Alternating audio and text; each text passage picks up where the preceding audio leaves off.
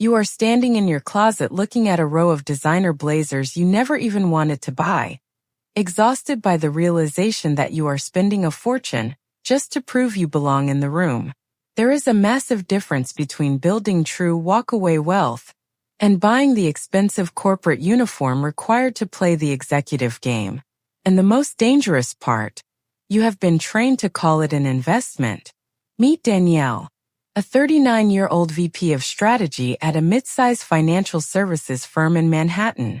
She earns $285,000 a year. On paper, she is the woman every junior associate in her division aspires to become. But behind that polished exterior, Danielle is a liquid. Her savings rate is under 8%. Her taxable brokerage account is essentially a rounding error. And the gap between her gross income and her actual net worth is not a spending problem. It is a structural compliance problem. Dressed in a Saint Laurent blazer. Here is what no one in that boardroom is saying out loud. The corporate world does not send you an invoice for belonging. It collects payment through expectation, silent compounding, and engineered to feel completely normal. You do not choose to spend $4,800 on a wardrobe refresh every quarter. The system makes that choice feel non-negotiable. And unlike your male counterpart sitting across the same conference table, the bill is not equal. A 2024 study by the American Association of University Women found that female executives spend, on average, $19,000 more annually than their male peers on appearance-related professional costs. Clothing, grooming, personal maintenance, and social signaling. That is not a vanity figure. That is $19,000 in post-tax dollars. At Danielle's effective federal rate, she needs to earn closer to $30,000 in gross income just to fund that gap. Every single year. That is her $30,000 invisibility tax.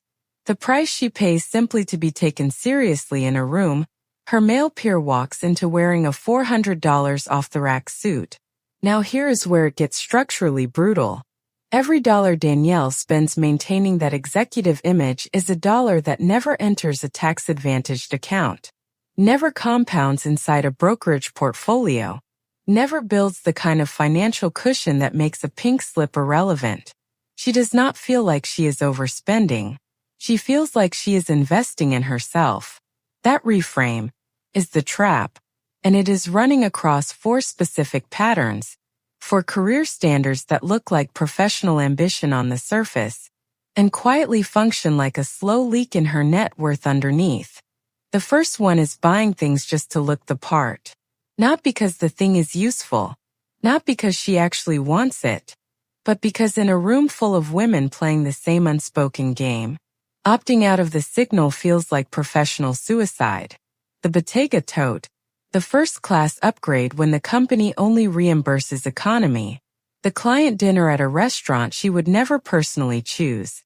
None of it makes Danielle a sharper strategist, but all of it sends the same message to the room. She belongs here. Here is the math that should make her pause.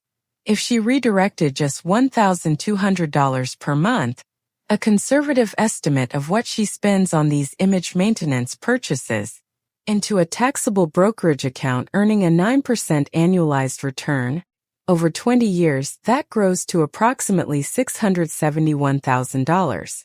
She is not just spending money.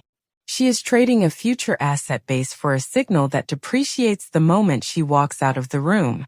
The second pattern is funding relationships she can't afford. Team lunches, mentorship dinners, office birthday celebrations she quietly bankrolls, charity galas she attends because her title demands it. This is not generosity. This is a socially engineered drain on her personal capital. Research from Harvard Business Review confirms that women in senior leadership roles spend 26% more on professional relationship maintenance than men at equivalent seniority levels, and almost none of it gets reimbursed. It just quietly disappears from her net worth every single month, disguised as community, culture, and leadership presence. The goodwill she is buying looks real, but it does not survive a single org chart restructuring. The third pattern is paying a premium just to be near power.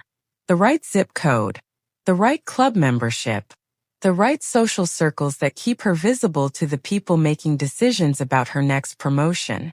And in the short term, it works. Proximity to power does accelerate careers. But here is the liquidity reality Danielle is living inside.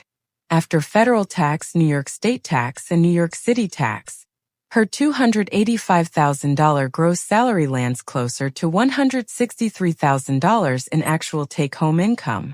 Her Manhattan apartment alone costs $9,500 per month. That is roughly 70% of her net income, consumed entirely by the cost of being geographically close to the game.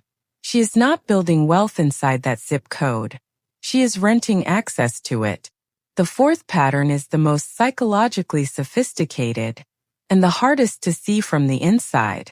Danielle earns $285,000, but she socializes with women earning between $500,000 and $1,200,000. And without realizing it, her brain has quietly recalibrated her spending floor to match their baseline, not her own income. She is spending like a millionaire and saving like a mid-level manager. Behavioral finance calls this reference point drift. Your financial identity silently migrating toward the highest earner in your visible social circle. Think of it like a GPS that has locked onto the wrong destination. The route looks completely normal from the inside, but the endpoint is someone else's financial life. This is the wealth gap no one discusses in the boardroom. The system is not designed to make Danielle poor. It is designed to keep her perpetually one paycheck away from real optionality, while making her feel successful enough to never question it. So what does the correction actually look like? Not a budget cut, not a lifestyle downgrade, a deliberate audit. The most effective framework top-tier wealth managers use with high-earning female clients is treating every recurring lifestyle expense like a line item in a business portfolio, not a personal budget. That means applying the same ROI discipline she brings to a board presentation directly to her personal compliance costs. If an expense cannot deliver either a measurable career conversion or a compounding financial return, it is a liability wearing the mask of a professional asset. The moment those costs shift from emotional defaults to intentional allocations with a hard cap, the capital stops leaking, and Danielle stops funding a performance and starts building a position. The same invisible pressure driving these four patterns doesn't stay confined to her wardrobe or her zip code. It runs much deeper, straight into the psychological machinery of how she shows up at work every single day. The way she performs reliability, loyalty, and corporate citizenship with precision is being used against her financial autonomy in ways she has never been shown. Click the video on your screen right now, and let's pull back the next layer to dissect how playing the corporate part with perfection is the very mechanism keeping her locked out of the wealth she is actively generating for everyone else.